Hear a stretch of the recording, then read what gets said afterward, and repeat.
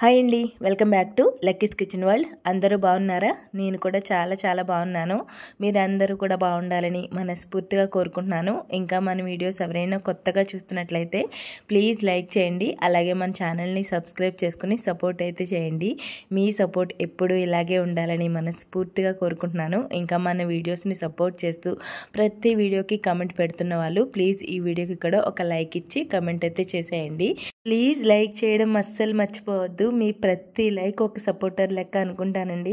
నాకు వచ్చే లైక్స్లో ఒక్క లైక్ పెరిగినా ఒక సపోర్టర్ పెరిగారనే ఫీల్ అవుతాను. ప్లీజ్ లైక్ అయితే ఇవ్వడం మర్చిపోకండి. ఇంకా కొంచెం నా వాయిస్ని కూడా ఇగ్నోర్ చేసేయండి. జలుబు చేసింది, వాయిస్ అంతా మారిపోయింది అనమాట. అందుకనే కొంచెం వాయిస్ ఇవ్వడానికి ఇబ్బంది పడుతూనే ఇస్తున్నాను. కానీ లాంగ్ వీడియోస్ పెట్టి చాలా రోజులు అయిపోయింది. దాదాపుగా 10 రోజుల పైన అయిపోయి ఉంటుంది నేను లాంగ్ వీడియోస్ పెట్టి. అందుకనే లాంగ్ వీడియోస్ పెడుతూ ఉండాలని చెప్పి ఈ వీడియోకి కొంచెం వాయిస్ కష్టమైనా సరే వాయిస్ ఇస్తున్నాను.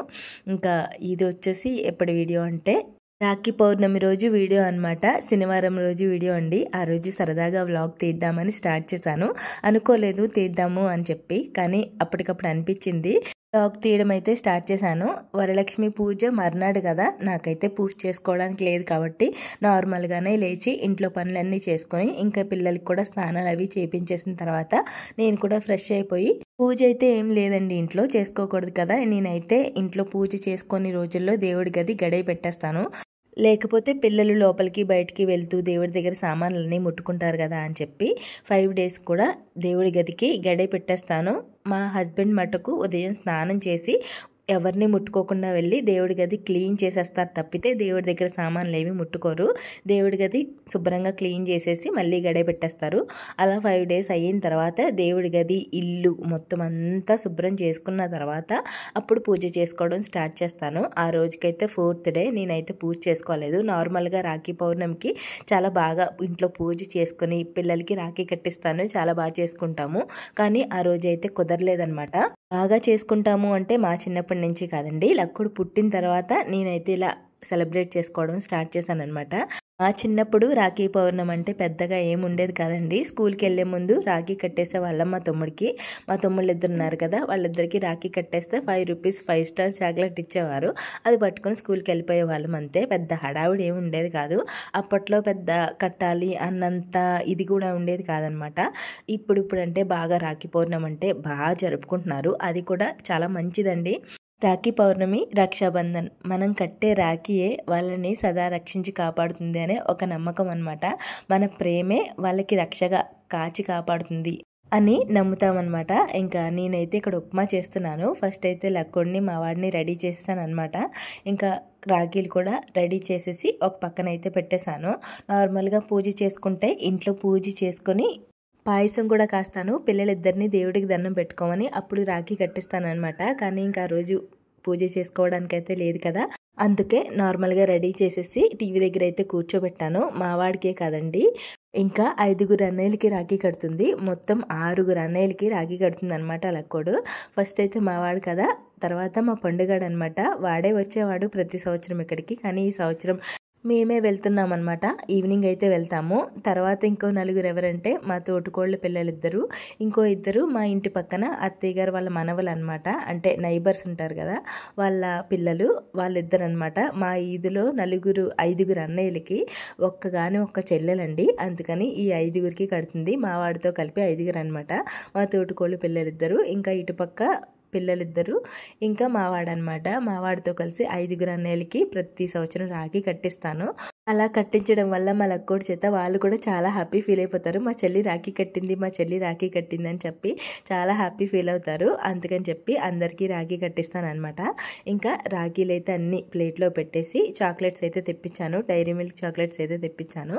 ఇంకా పిల్లలకి రాఖీ కట్టడం అయితే స్టార్ట్ చేసేసింది మా లక్కోడు. నేనైతే టిఫిన్కి ఉప్మా చేశానమాట. ఈలోపు ఇంకా పిల్లలకి రాఖీ కట్టిద్దాం కదా అని చెప్పి ఉప్మా నూక వేసేసి మగ్గుతుంది కదా అని చెప్పి స్లిమ్లో పెట్టి వచ్చేసాను.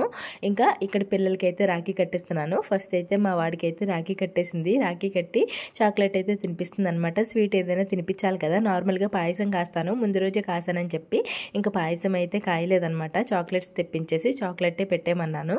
నార్మల్గా అయితే దీపం వెలిగించి దీపం చుట్టూ తిప్పి బొట్టు పెట్టి అప్పుడు రాఖీ కట్టించేదాన్ని. కానీ ఈ సంవత్సరం ఇంకా దేవుడి గదిలోకి వెళ్ళి అవన్నీ ముట్టుకోవాలి కదా అని చెప్పి ఇంకేం చేయలేదన్నమాట.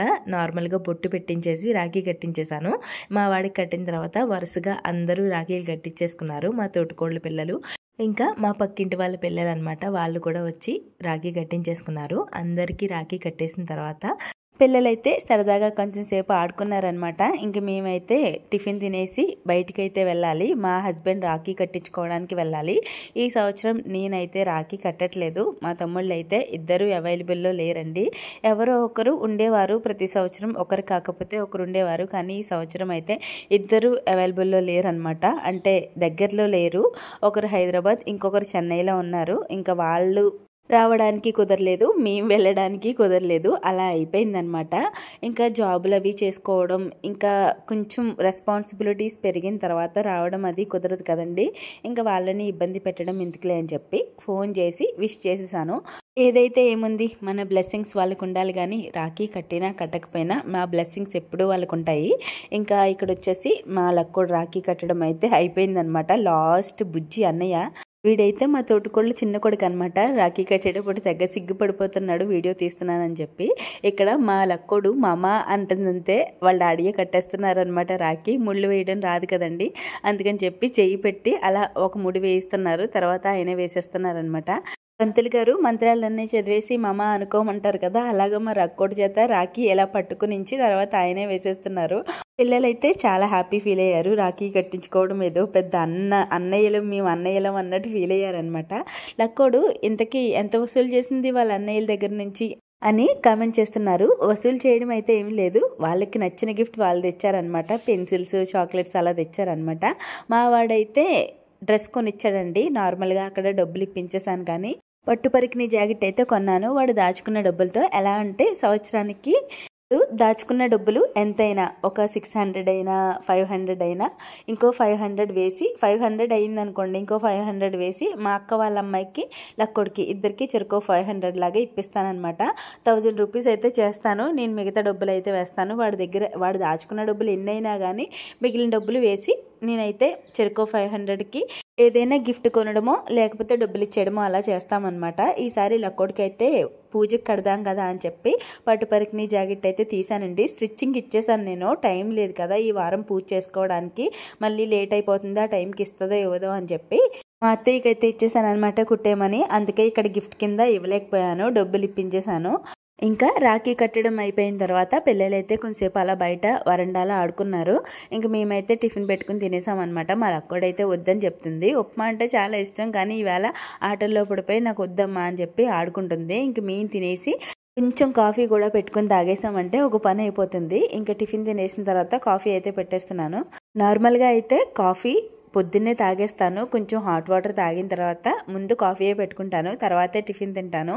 ఇవాళ అయితే కొంచెం లేట్ అయిపోయింది. ఇంకా టిఫిన్ తినేసిన తర్వాత కాఫీ పెట్టుకోవచ్చులే అని చెప్పి ఫస్ట్ అయితే టిఫిన్ తినేసాను అనమాట. ఇంకా కాఫీ అయితే కాఫీ పౌడర్, నేను వాడే కాఫీ పౌడర్ అయితే తేలేదు.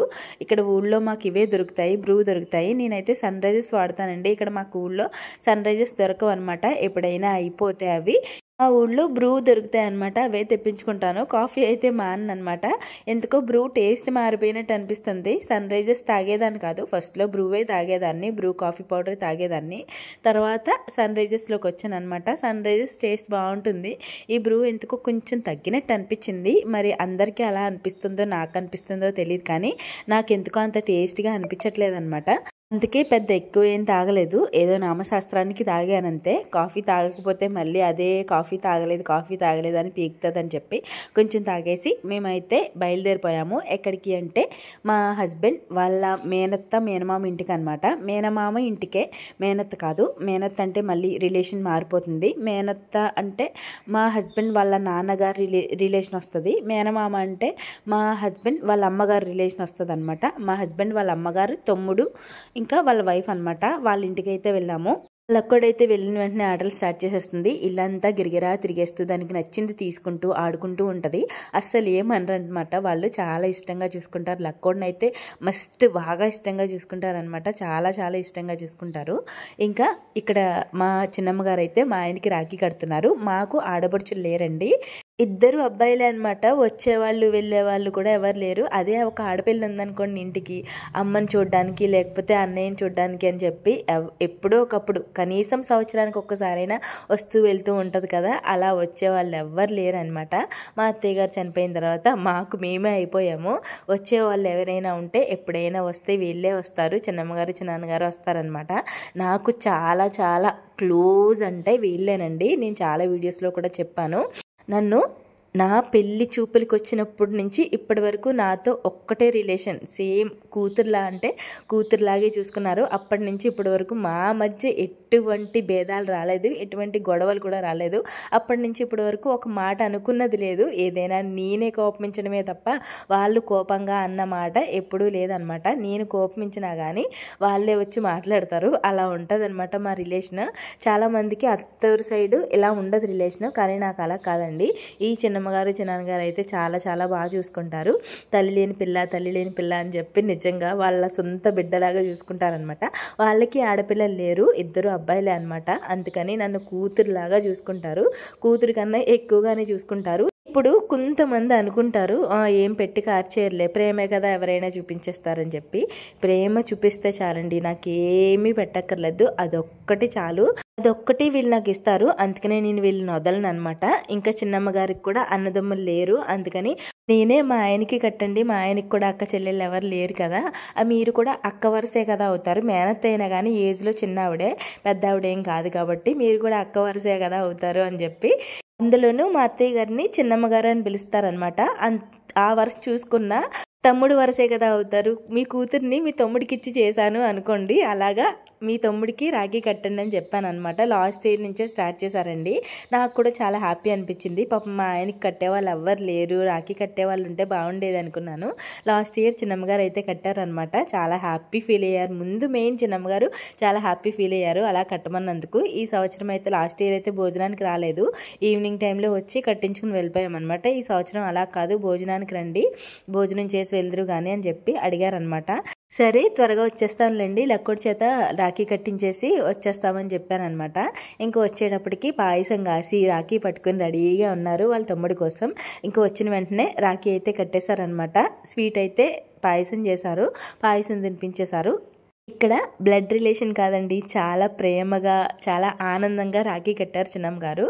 అది మాకు బ్లెస్సింగ్స్ అనమాట. వాళ్ళు ఎంత ఆనందంగా రాఖీ కట్టి ఎంత ఆనందంగా ఉంటే మేము అంత బాగుంటామో, నేను అది నమ్ముతానండి. ఇంటి ఆడపడుచుల్ని మనం ఎంత బాగా చూసుకుంటామో మన ఇల్లు అంత వృద్ధి చెందుతుంది అన్నది నేను నమ్ముతాను. నాకు లేరు, నీకు లేరు కదా, నువ్వు కౌరులు ఎన్నైనా చెప్తావు అనుకోవచ్చు. నాకున్నా కానీ నేను అలాగే మాట్లాడతాను. మా అక్కకి 3 ఆడపడుచులు, మా అక్కకు కూడా నేను అదే చెప్తాను. ముందు మన ఇంటి ఆడపడుచుని చూసుకోవాలి, మన ఇంటి ఆడపడుచు తర్వాతే మిగతా వాళ్ళు ఎవరైనా అని చెప్తాను. నేను ఉంటే నేను కూడా అలాగే చూసుకుంటాను, లేకపోయినా చిన్నమ్మ గారిని మా ఇంటి ఆడబడుచులాగే చూసుకుంటాను. అందుకని మా ఆయన్ని సొంత తమ్ముడిలాగే ఫీల్ అవుతారు. మీరు గమనించవచ్చు, నా వీడియోస్లో ఎక్కువ ఎవరైనా కనబడతారు అత్తింటి సైడు అమ్మగారింటి సైడు ఎక్కువ ఎవరైనా కనబడతారంటే అది వీళ్ళే. దాన్ని బట్టి మీరు అర్థం చేసుకోవచ్చు మేము ఎంత క్లోజ్గా ఉంటాము, ఎంత బాగుంటాము అనేది. నేనైతే వీడియోస్ తీసుకుంటున్నాను, ఈలోపు మా చిన్నమ్మగారు అయితే వంట కంప్లీట్ చేస్తారనమాట. పెద్దగా ఏం చెయ్యొద్దని నేనే చెప్పానండి. ఇంకా పప్పు మామిడికాయ, కొబ్బరికాయ మామిడికాయ పచ్చడి, అరటికాయ బజ్జీ వేశారనమాట. ఇంకా ఇంట్లో టమాటా పచ్చడి ఉంది, సరిపోతుంది. అంతకంటే ఏం కావాలి, అందులో సాటర్డే నాన్ వెజ్ అనుకోండి, శుభ్రంగా సింపుల్గా ఏ చేపల పులుసు ఏ చికెన్ కర్రీ వండేద్దరు. సాటర్డే కాబట్టి వెజ్లో ఏముంటాయి, మెయిన్ పప్పే కదా. ఆ ముందు రోజు నేను కూడా పప్పే వండాను, పాపం తెలియదు చిన్నమ్మగారికి, అందుకని పప్పు వండేశారు. మేము వచ్చేటప్పటికే పప్పు ఉడుకుతుంది. అలా ముందు నిన్నే పప్పు తిన్నామండి అని చెప్పాను అనుకోండి, ఫీల్ అవుతారు కదా, అందుకని నేనేం మాట్లాడలేదు. పప్పు అండి బాగుంటుంది అని చెప్పి ఊరుకున్నాను అనమాట. తర్వాత మావాడు భోజనం చేసేటప్పుడు నిన్న పప్పే ఉండింది అమ్మమ్మ అని చెప్పాడు మావాడు. అయ్యో చెప్పలేదురా మీ అమ్మ అని చెప్తున్నారు. అలా ఇబ్బంది పెట్టడం నాకు ఇష్టం ఉండదండి. వాళ్ళు ఇష్టంగా ఏది పెడితే అదే తినేసి రావడం నాకు ఇష్టం అనమాట. ఇది కావాలి ఇది కావాలి నేను ఎక్కడికి వెళ్ళినా, కనీసం మా ఇంటికి వెళ్ళినా కూడా ఎవరిని ఇబ్బంది పెట్టను. అక్కడ నాకు అప్పటికి ఏది అవైలబుల్లో దొరుకుతుందో వాళ్ళని ఇబ్బంది పెట్టకుండా అదే తింటాము. అదే మంచి పద్ధతి కూడా నన్ను అడిగితే. ఇంకా మేమైతే భోజనం చేసాము. ఫస్ట్ అయితే చిన్నాన్నగారికి మా ఆయనకి పెట్టేశాను, తర్వాత చిన్నమ్మగారు నేను కూర్చుని తిన్నాము, మాట్లాడుకుంటూ తినేసి. తర్వాత ఇంకా ప్రశాంతంగా గదిలో కూర్చుని మా అన్నయ్యల పెళ్లి ఫోటోలు అయితే చూస్తున్నాం అనమాట. మా పెద్దన్నయ్య పెళ్లి ఫొటోస్ అయితే చూస్తున్నాము. నార్మల్గా ఫొటోస్ తీసి ఆల్బంలో పెట్టేసినవి ఇవి. నార్మల్గా ఇంకో పెద్ద ఆల్బమ్ అయితే ఉంది, వాళ్ళ దగ్గర ఉంది. మేమైతే అప్పుడు ఇంటి దగ్గర కాళ్ళగొళ్ళు తీసినవి, ఇంకా మంగళ స్నానం చేయించిన ఫొటోస్ అవి ఉంటాయి కదా, అవన్నీ చూస్తున్నాము. మా పెద్దన్నయ్యకి మాకు కూడా ఒకే ఇయర్లో పెళ్ళి అయింది. 4 నెలల ముందు మాది అయిందనమాట, 4 నెలల తర్వాత వాళ్ళది అయింది. అందుకని ఆ పెళ్లి ఫొటోస్లో నేను ఎలా ఉన్నాను ఏంటి అనేది చూసుకుంటూ ఉన్నాను, మీకు కూడా చూపిస్తున్నాను అనమాట. ఇది వచ్చేసి మా చిన్నోడు ఆల్బంలోదనమాట. అది లక్కుడు. నేను స్పెషల్గా తీయించుకోలేదు, అది నార్మల్గా అక్కడ నుంచి చూస్తుంటే ఆ ఫోటో అలా తీసినట్టున్నారు, అది అలా పెట్టారు, బాగుంది కదా అని చూసుకుంటున్నాను. ఇంకా అలా మాట్లాడుకుంటూ సాయంత్రం కూడా టీ తాగేసి బయలుదేరిపోయాము. ఆ వీడియో ఎందుకు తీయలేదంటే ఛార్జింగ్ అయిపోయింది. మా పిల్లలు ఊరికే ఉంటారా, అక్కడ ఉన్నంతసేపు గేమ్లని ఇంకా వీడియోస్ అన్ని చూసేస్తే మొత్తం ఛార్జింగ్ అంతా అయిపోయిందనమాట. మేమైతే ఇంకా నిమ్మగారింటి దగ్గర నుంచి బయలుదేరే టైంకి 4:30 అయిందనమాట. కొంచెం టీ తాగేసి బయలుదేరిపోయాము. ఇంటికి వచ్చిన తర్వాత అక్కడి నుంచి తెచ్చిన బట్టలు, అంటే మొన్న పెళ్లికి కట్టుకున్న చీరలన్నీ వాషింగ్కి అక్కడే ఇచ్చేసాను, చిన్నమ్మగారికి ఇచ్చేసాను అనమాట. చిన్నమ్మగారు చాకలికి ఇచ్చి ఉతికి ఇస్త్రీ చేయించి ఇచ్చారు నాకు. అవి ఇంటి దగ్గర పెట్టేసి మా అక్క ఇంటికి అయితే బయలుదేరిపోయాము.